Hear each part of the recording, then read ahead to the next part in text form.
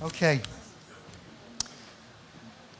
I've had the great pleasure of working with Corrine and to a lesser extent Bart over the last 12, 15 years, and I've been amazed and humbled by the generosity that they've offered to our students and to ourselves as photographers and as teachers. Bart Zoogdrager was born in the Netherlands in 1959, studied at the Rietveld Academy, has made numerous dozens of photo books, most which are very well known in Europe, probably more so than in the UK. He's been more recently brought to our attention because of the work that he's been making, self-published books and supported books around closing companies. Corine's going to talk a little bit first, then Bart's going to make his presentation.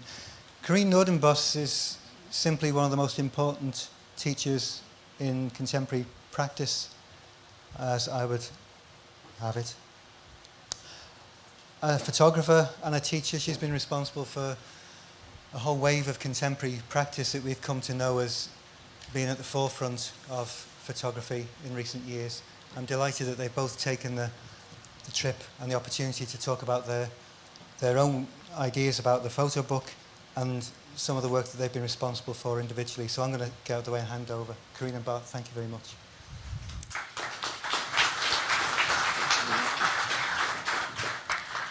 Thank you, Ken, for your introduction. I will make a start. You might wonder why Bart and I are put together in this conversation, as we have very different photographic practices.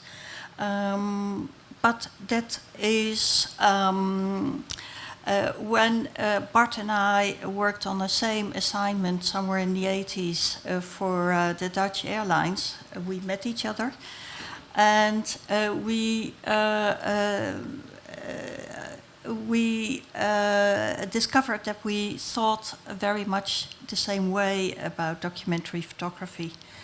I was working in art school in those days, and I was not very satisfied with the way students in art school worked on their projects and the chosen topics. And that was where I asked Bart to think with me about a program which could change that. And that is how we got very well close in our photography, a love for books and love for teaching. I will start with an example of Wassing Lundgren to show what we try to do. And that's a little bit strange because Thijs, you are here. And I'm sorry that I use you again to illustrate what we try to develop. But it is a good example. I hope you agree. So what was the problem? We heard that yesterday too, but students tend to make stories about their own life. They are quite self-centered, and these issues seem to be highly urgent to them to make, but not for us to be seen. And I wanted to change that. I wanted the focus more on society in general, the era we live in, and make that more urgent. We thought of ways to distance themselves from their personal starting point and find a relevance in a larger story. And at the time, we thought research, and especially sociological research, would be the best way to do that. And it became a vehicle in our learning process of documentary photography. So, in short, research and photography go together. The most important thing is that you find your way in your project. And that's where I want to start with. It was in Lundgren, and I'll go through it quite quickly. It's just to illustrate what I'm saying. When Thijs and Ruben started to work together, they went to China, and as you can see, they made a booklet that they were still searching.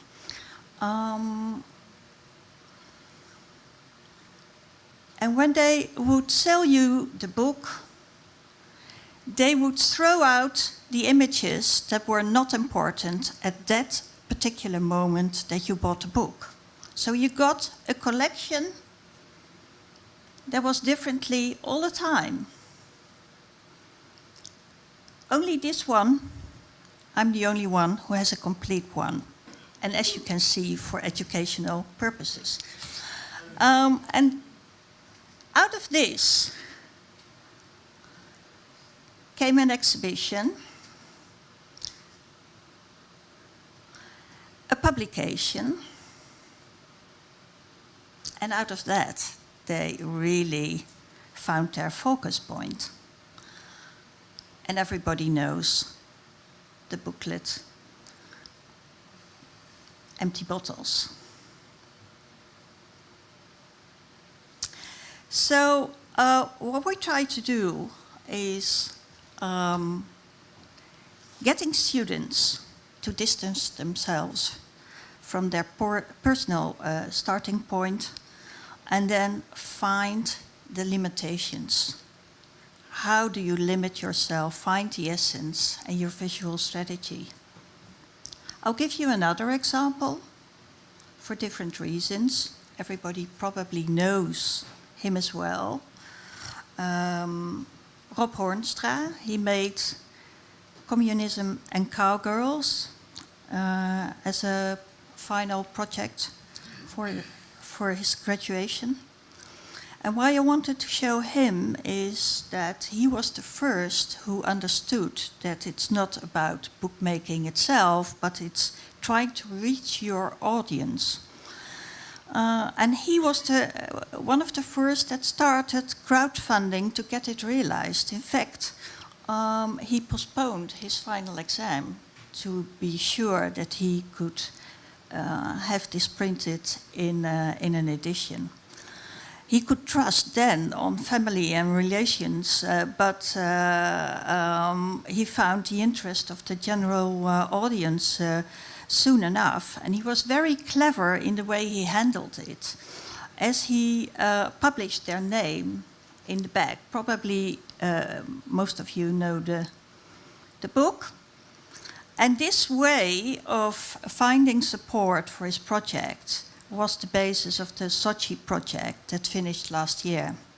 He succeeded to gather a group of donators that would stick to him for 4 years during the project. And he kept a very good relationship with them by making publications each year that he could send to them and kept the project alive.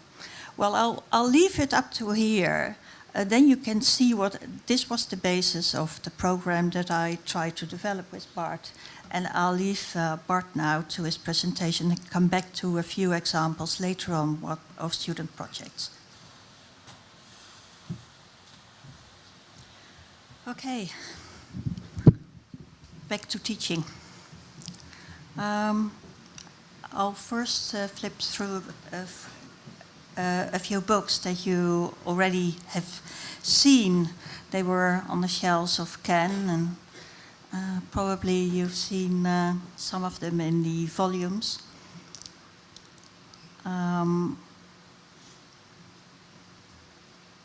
Viviane is, of course, got a lot of attention. Maybe less well known is Andrea Stultiens, with her books about villages. Misha de Ridder. And this is where I can say that the basis of the teaching as Bart and I developed it, is find your focus point and find your limitations. I think that's one of the hardest things that students find to do. They want to say it all. And it's not a matter of what photographs do you choose, but what do you choose to leave out is much more important. Baba was on the shelf of Ken. I think it's a good example of someone who starts with a personal preoccupation, the grandmother, that lived as long as the 20th century. She combined the personal photographs with the history of the country. Bart was involved, helping her out. So getting beyond this personal starting point takes a long time in teaching. I think it takes about all the time they have. Isabella, on loving animals.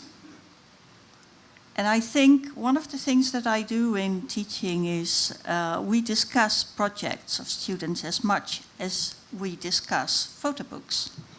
Because I love photo books, I love good stories, I love the way you could use them in a book. So I carry around my backpack full of books all the time. And discuss what it does in a book. And that is very nice because, of course, I can influence, I hope I can, the way they go about it. And I have another nice book on my bookshelf. This is about recreation. And now that we discuss so many books, everyone wants to make a book for graduation. That, of course, and it is mentioned already today, is not always very successful. You have to be careful. I liked in that sense the discussion of José about the artist book and the and a photo book. Because an artist book, what is the use of an artist book? I always say, a book you make because you want to show your work to an audience. If you make a limited edition or a unique book, then you must have other reasons. Otherwise, an exhibition is much more successful.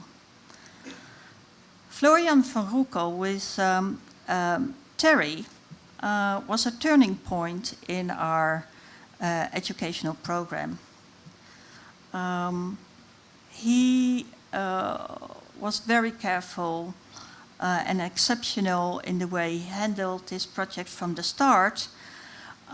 He used a professional designer. Others did too. We saw that with Rob Hornstra before that. But he invested a lot of his own money in the project. He trusted on the quality of his work. But I realized that he set a standard for the rest of the students that would be very hard to handle. And therefore, from that point on, we changed in the program that we not only discussed the standard of the work made or the combination with a good designer and sometimes a writer involved, but now we put a lot of emphasis in that they find their audience.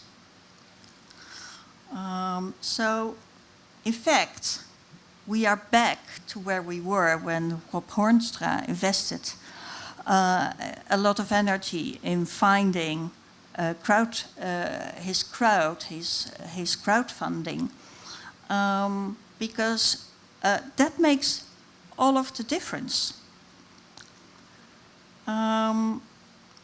Janus Einde, and that is another aspect that is involved in teaching. They find their personal stories a lot in where they work. They have jobs to finance their study. And Janus too, he worked as a barkeeper in a hangout cafe in Amsterdam, which is quite typical for a hangout cafe that has locals, but is also very well known for Bohemians in the rest of the city. And he thought this would be a great project. And here was his audience. So the book sold well itself in the cafe and was almost sold out on the audience of the cafe straight after publication. And the rest wasn't, he financed the book, so he was safe.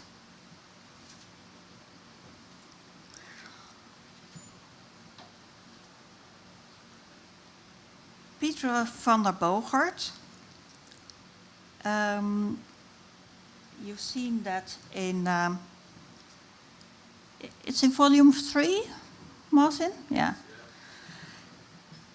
He is another example of going about it. He wanted to be a photojournalist in a different way, make a narrative, and he made it into a leporello, an easy way to put a story together. In fact, we make a lot of publications during the years that they study, and the first one is a leporello. But he was the first that understood that he couldn't find the audience directly, as his project was also abroad. So he looked for a publisher, and he found one. And that gave him the possibility to finance the book when it came out. And that was a new step for us, because we had never had a student who worked on a final project together with a publisher. It sold out, but he is he's looking for the possibility of a reprint. So if you are interested in a second edition, you can pre-order through his website. And if he has enough interest by the end of the month, then he'll go forward with it.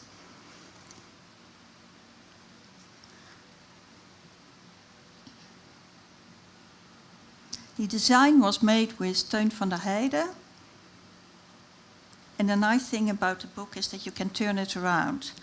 I only have one copy left, but if you're interested to go through it, I took it with me and you can come up later on to have a look. It's a very urgent subject, actually. It focuses on the textile industry produced in Bangladesh, sold in Holland and dumped in Ghana. And actually he made new work recently because of all the accidents in the factories in Bangladesh. So that might be added to the reprint.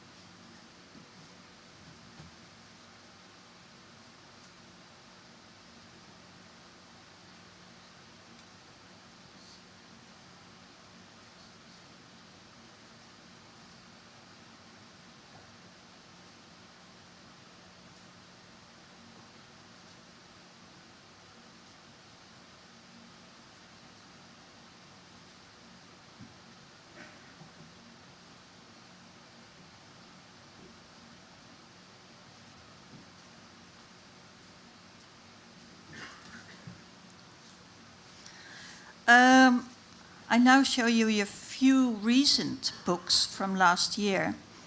First of all, Niels Blekemolen. He also had a job during his study, working in care in an institution in The Hague, and that made him research life in other institutions too. And that ended up in a newspaper, a big pile actually of these images. And he couldn't find the finance for his graduation, so he graduated with the newspaper. And the year after this, he graduated in June 2013. So he has been looking for a finance since. And it ended up in a book, as the newspaper was too expensive to produce. It is actually a book you have to flip through quite quickly. And that it had a more natural flow when it was a newspaper, because you want to turn the pages. You actually have to know. And the nice thing is you can go backwards and forwards, and I think that's a quality of a book, which is very nice, because when you want to have an impression about the book, you often begin at the end and not at the beginning. So you have to know that this is going on, because the book is quite thick, and unfortunately it hasn't got the natural to turn the pages.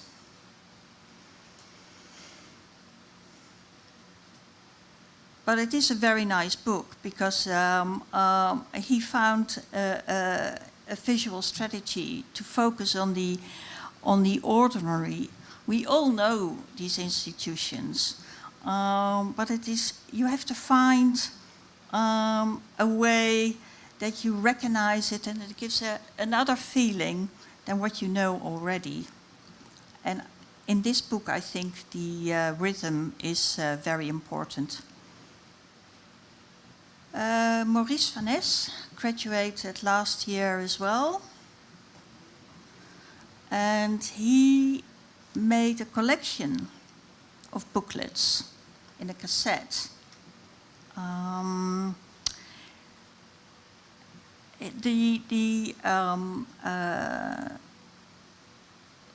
What has driven him is the value of a memory. That made him investigate in his own surrounding, in his family house.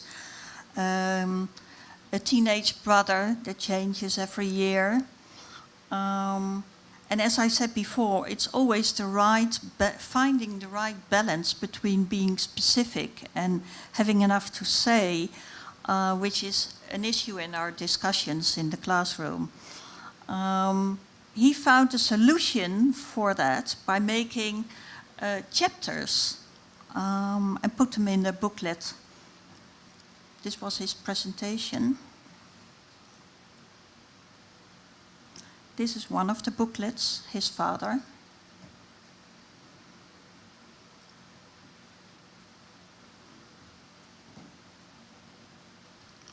It was a limited edition, and it's unfortunately sold out. But it's going to be presented in Arles this summer. So come to Arles and have a look. This is his teenage brother.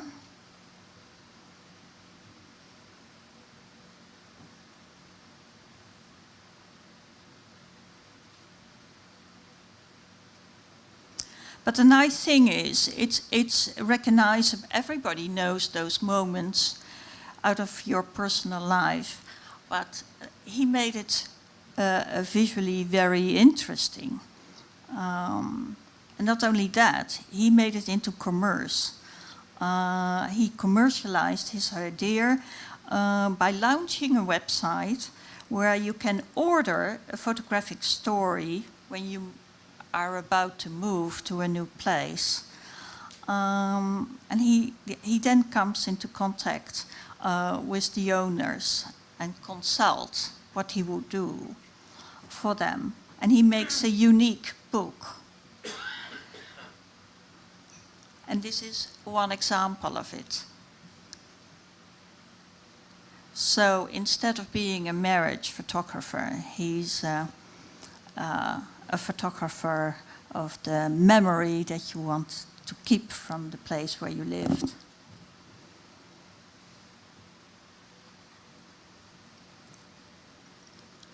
Reinier van der Linge, also a graduate from 2013. He is a nurse by profession. He works on the ambulance. His starting point was also personal. It's about cancer. His wife and his daughter suffered from cancer, so it was very much on his mind. But it could have been you. The title is a typology, not of his wife or daughter, but other people. He photographed a mother, daughter, and grandchild that show a lot of physical likeness.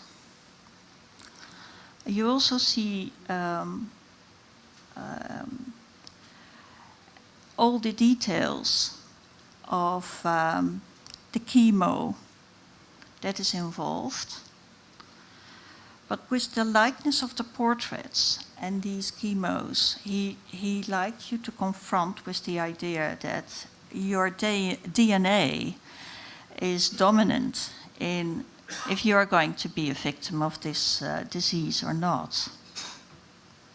I only show a few. The book is upstairs. And the last one I want to show you is Verena Blok. I Smell Like Rain. This is one of the books that we see a lot of diary-like, and we tried to get her out of that.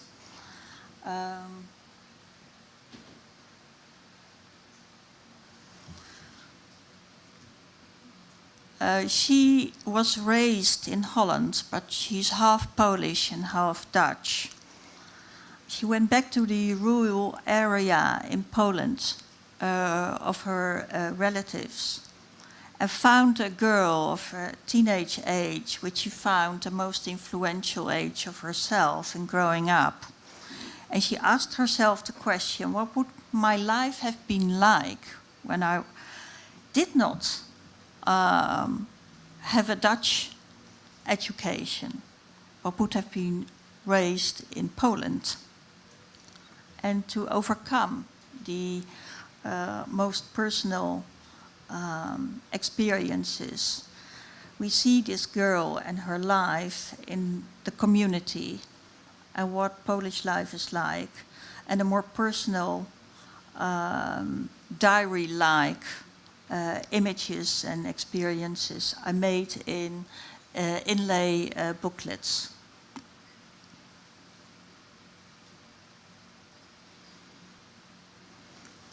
So to conclude, I would say what we try to do is to overcome the selfie story and confront them with a high standard so that they want to set a high standard for themselves in their work. That means that they also collaborate with a good designer, sometimes with writers. But finding the audience and the money beforehand has become another most important focus point in making a success of a book. Of course, we don't succeed for 100% with all the students. But still, this sets a standard. And with the others we say, be careful with small editions. you will reach a larger audience with an exhibition. But all in all, they realized that making a project is one thing, and to reach your goal of an audience is another.